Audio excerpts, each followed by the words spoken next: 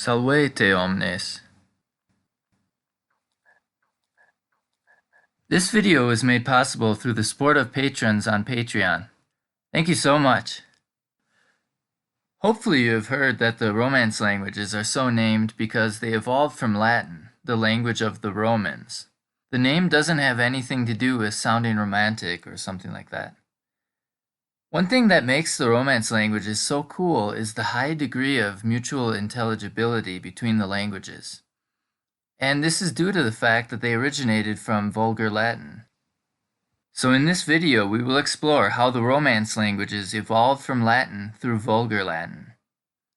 Now, vulgar used to mean characteristic of the masses. It is only over time that this word acquired the connotation of being unrefined, rude, or coarse. So when we say Vulgar Latin, or sermo vulgaris, this simply refers to the common speech. And the word vulgar shows one way that languages get altered, through semantic drift, or changes in the meaning of words. But in this video, instead of focusing on individual word changes, we will be looking at the broader changes that took place. What then is the difference between Vulgar and Classical Latin? Classical Latin was the written version and what grammarians held to be, quote, correct Latin, and tried to keep this the same. Whereas Vulgar Latin was the spoken version, which was going through changes as the speakers of Latin moved further away from Rome and interacted with other languages. From the end of the 1st century to the end of the 5th, the Roman Empire had conquered the entire area surrounding the Mediterranean, and thus Latin was the predominant language spoken in this area. And most of our source material for Vulgar Latin comes from graffiti, much of which was preserved by the volcanic eruption that buried Pompeii, since there was no way to record audio at that time. So Vulgar Latin is sort of just a blanket term, because there wasn't just one Vulgar Latin, similar to how there is not just one English or Spanish, etc., even in a single country. This means that some of the changes we will explore might not have applied to the language across the entire Roman Empire, which is one of the reasons why there are different Romance languages now.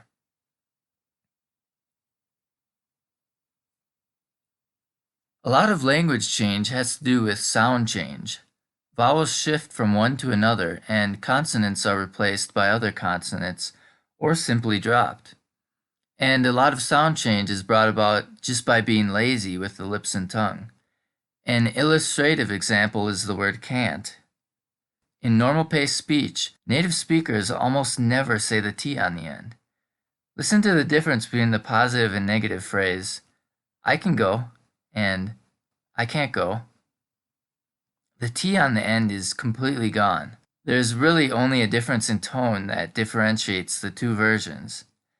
Honestly, I don't know how anyone understands English. But this is one of the two major sound changes that we will investigate in this video, which helped change Classical Latin to Vulgar Latin.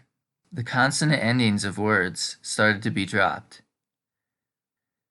Another common sound change we'll see is between vowels. And looking at the 5 letters, which pairs do you think would tend to interchange? O and U are really close, right? And perhaps E and I might interchange, or A and E. Specifically, we will see a tendency for U sounds to shift to O sounds in Vulgar Latin, and the short I sound and the long A sound merged. There are too many Romance languages to be able to explore all at once, but we will examine Spanish, French, Italian, and Romanian, because the first two fit into what has been characterized as Western Vulgar Latin, and the last two as Eastern Vulgar Latin. Looking at the conjugation table for dormire, let's try to guess how the endings would have changed in Vulgar Latin, which then led to the changes in the Romance languages. Our first rule was that consonant endings would drop. So we can guess that the T's on the end would be dropped, and maybe the S. And S's remained in Vulgar Latin, but they were dropped in some of the Romance languages later, as we can see now.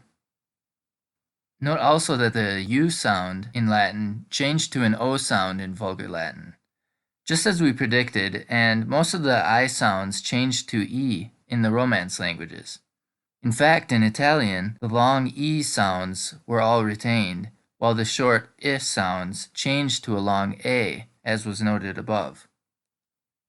In terms of conjugation, Spanish and Italian seem to be closest to the Vulgar Latin, but they are all so close as to usually be mutually intelligible as far as verb conjugation is concerned.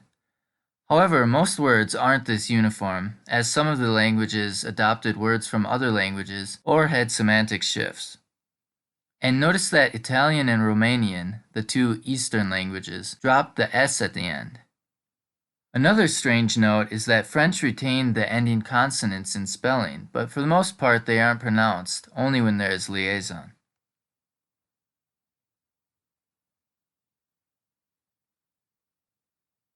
As we know, Latin had masculine, feminine, and neutral nouns, but almost all of the Romance languages only have two noun classes. We can discover the reason for this change by examining what happens to nouns when we apply our first rule. If you recall, the second declension nouns were divided into two groups, masculine nouns that end in us, like discipulus, and neutral nouns that ended in like vinum. Well, if the ending consonants are dropped, these become discipulu and vinu, and it hardly makes sense to classify them as different genders anymore. It should be noted that from about the 1st century to the time of the fall of the Roman Empire in the 5th century, the sound of the V underwent a change from a W sound to what we think of as a V sound. And just like with the verbs, the U changed to an O to give us the following words in the Romance languages. French, vin, disciple. Spanish, vino, discipulo. Italian, vino, discepolo. Romanian, vin, discipol. Discipulus is also an example of a word that went through semantic drift, or a change of meaning, because in all these languages, and English, it took on the meaning of disciple instead of student. Something else also happened to nouns in Vulgar Latin. In Latin, when we want to speak about a house that is far from both the speaker and listener, we can say, illa casa, that house over there. In Vulgar Latin, this began to be used more and more until finally it took on the meaning of the, and the Vulgar Latin illa lingua turned into French, la langue, Spanish, la lengua, Italian, la lingua, Romanian, limba. As you can see, French, Spanish, and Italian use the second half of the word illa, whereas Romanian attaches an A at the end of the word, changing limba to limba. And the male and neutral nouns sort of went the other way, mostly taking the first half of the word. So using the wine and student examples again, we have from the Latin ille discipulus, ille discipulu in Vulgar Latin, illud vinum, illu vinu, French, le vin, le disciple,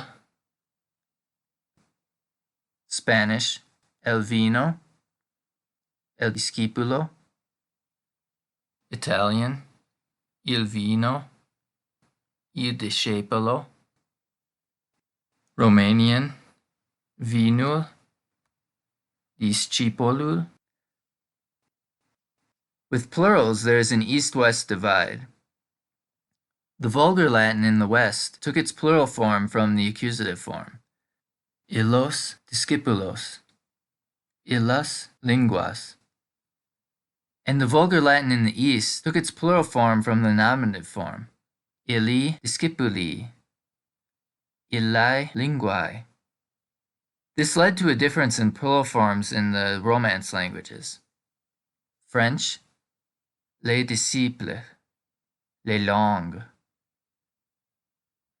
Spanish, los discípulos, las lenguas. Italian, I discepoli, le lingue. Note that the Romanian word discipoli gets two i's tacked on the end because one is the plural marker and the other is the definite article the. In the Romance languages, these words ille and illa also turned into the words for he and she, which Latin had no specific words for, although there were words that could assume their functions like is, ea, and id. And then, of course, the word for one in each language turned into the word for a.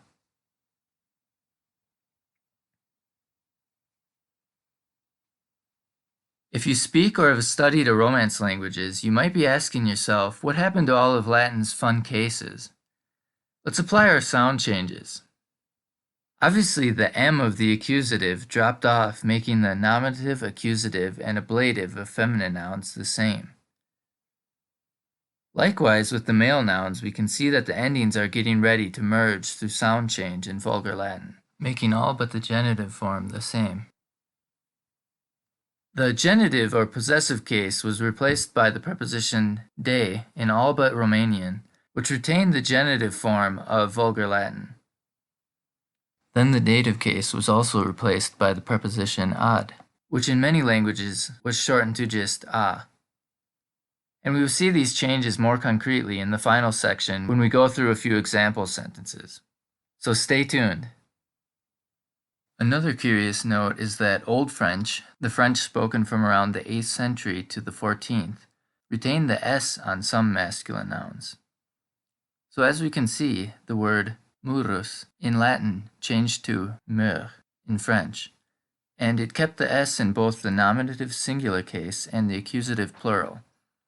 So Old French used the two-case system, nominative and accusative, until this was simplified to just one case around the 14th century. And it was actually the accusative case which survived, making meur with no S the singular version and meur with an S the plural version.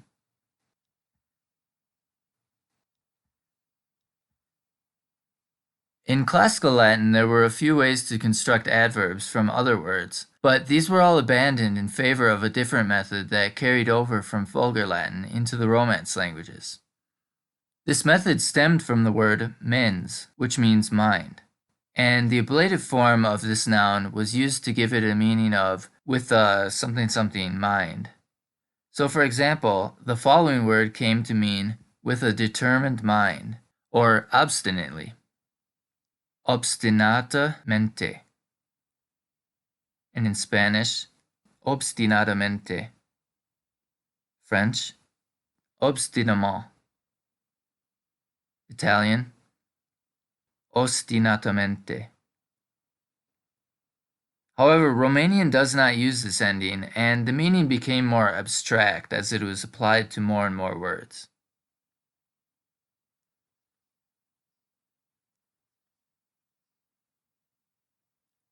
Obviously, there are other changes that occurred, some of which will be covered in other videos, but we now have a pretty good picture of the broad strokes that changed Latin into the Romance languages. Let's now take a look at some example sentences and how these changed from Classical to Vulgar Latin and then to the Romance languages.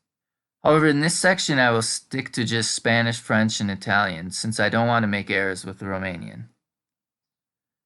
This first example shows how the dative and accusative changes were placed in Vulgar Latin and beyond. Maximus patri liberum dat. Maximus da libro a patre. Maximus da el libro a su padre. Maximus donne le livre à son père. Massimo da el libro a suo padre. In the Vulgar Latin example, we can see that the dative and accusative cases had completely disappeared.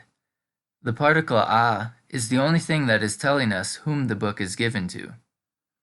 And this change carried over to the Romance languages, as we can see.